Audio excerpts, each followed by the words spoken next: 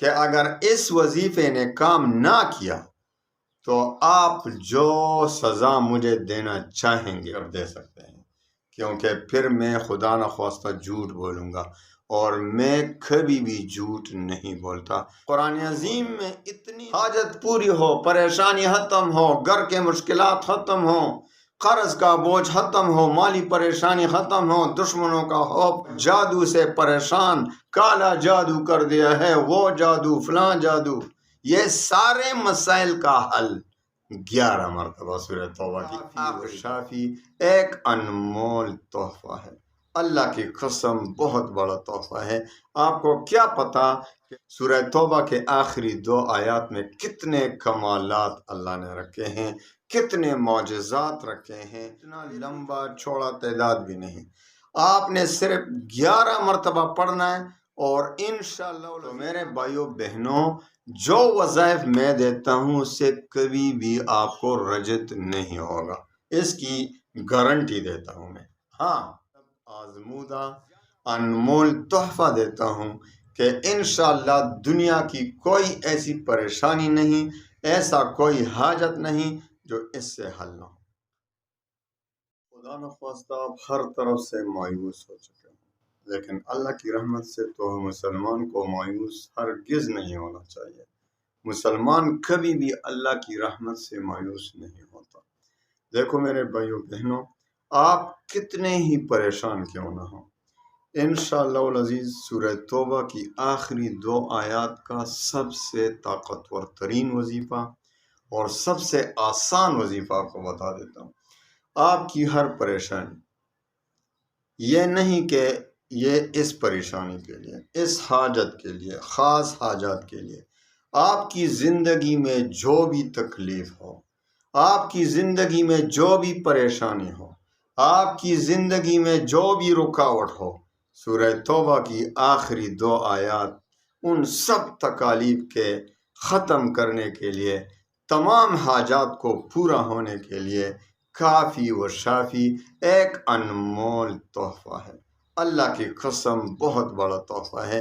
آپ کو کیا پتا کہ سورہ توبہ کے آخری 2 آیات میں کتنے کمالات اللہ نے رکھے ہیں، کتنے معجزات رکھے ہیں، پھر بھی جو کہتے ہیں میں نے سورہ توبہ کے آخری 2 آیات کا وظیفہ پڑھا کام نہیں ہوا، تو آپ صحیح طریقے سے وظیفہ نہیں کریں گے۔ صرف 11 مرتبہ پڑھنا ہے آپ نے، اتنا لمبا چوڑا تعداد بھی نہیں، آپ نے صرف 11 مرتبہ پڑھنا ہے، اور انشاءاللہ العزیز آپ کی پریشانی لیکن میرے بتائے ہوئے طریقے کے مطابق ایک خاص ترتیب سے، اور پھر آپ دیکھیں گے کہ اگر اس وظیفے نے کام نہ کیا تو آپ جو سزا مجھے دینا چاہیں گے کر دے سکتے ہیں، کیونکہ پھر میں خدا نخواستہ جھوٹ بولوں گا، اور میں کبھی بھی جھوٹ نہیں بولتا۔ قرآن عظیم میں اتنی طاقت ہے کہ اس کا آپ کو سوچ سمجھ بھی نہیں آتا کہ کتنی طاقت ہے، بس ایمان اور یقین شرط ہے۔ تو آئیے وظیفے کی طرف آتے ہیں کہ کس طرح اس کا وظیفہ پڑھیں کہ کام ہو جائے، حاجت پوری ہو، پریشانی ختم ہو، گھر کے مشکلات ختم ہو، قرض کا بوجھ ختم ہو، مالی پریشانی ختم ہو، دشمنوں کا خوف دوسری طرف وہ بھی ختم ہو، جادو سے پریشان، کالا جادو کر دیا ہے، وہ جادو، فلاں جادو، یہ سارے مسائل کا حل 11 مرتبہ سورہ توبہ کی آخری 2 آیات۔ تو آئیے وظیفہ کی طرف آتے ہیں۔ آپ سب کو اجازت ہے، اجازت نہ مانگے، کیونکہ میرے وظائف کی اجازت الحمدللہ وکفا وسلام علی عبادہ الذین اصطفیٰ، اما بعد فاعوذ باللہ من الشیطان الرجیم، بسم اللہ الرحمن الرحیم۔ پیارے بھائیو بہنوں، ہر طرف پریشان، آج میرے مسلمان بھائی بہن سب پریشان۔ کیوں پریشان ہیں؟ دیکھو بھائی، دین سے بغاوت کی وجہ سے، قرآن عظیم سے دوری کی وجہ سے۔ تو آئیے قرآن کے ساتھ دل لگائیں، ساری پریشانیاں ختم ہو جائیں گی۔ آپ کو میں سورہ توبہ کی آخری 2 آیات کا ایسا آسان ترین اور تیر بہدف آزمودہ انمول تحفہ دیتا ہوں کہ انشاءاللہ دنیا کی کوئی ایسی پریشانی نہیں، ایسا کوئی حاجت نہیں جو اس سے حل نہ ہو۔ اتنا عظیم الشان وظیفہ ہے. آپ نے آج تک بہت وظائف پڑھے ہوں گے، تھکا دیا. بہت سے لوگ کہتے ہیں یار اتنے وظائف پڑھے کہ مجھے رجت ہو گئی. بھائی رجت کسی کو قرآنی وظیفے سے نہیں ہوتی. جو قرآن عظیم کے مطابق، سنت رسول صلی اللہ علیہ وسلم کے مطابق وظائف ہوتے ہیں، ان میں کبھی بھی کسی کو رجت نہیں ہوتا. بس رجت آپ کس چیز کو کہتے ہیں؟ رجت اس لیے ہوتا ہے کہ آپ وظائف پڑھ کے تک جاتے ہیں، اور اس تھکاوٹ کو آپ کہتے ہیں رجت ہو گئی، کیونکہ آپ کے دل پر بوجھ آتا ہے، آپ کے ذہن، آپ کے دماغ پر بوجھ آتا ہے، تو پھر آپ اس کو رجت کہتے ہیں. اور عاملین حضرات بھی سب کی بات نہیں کر رہا، بعض وہ بھی کسی خاص اپنے غرض کے لیے کہتے ہیں ہاں آپ پر رجت ہو گئی ہے، اب رجت کو دور کرنے کے لیے اتنے پیسے لگیں گے. تو میرے بھائیوں بہنوں، جو وظائف میں دیتا ہوں اس سے کبھی بھی آپ کو رجت نہیں ہوگا، اس کی گارنٹی دیتا ہوں میں.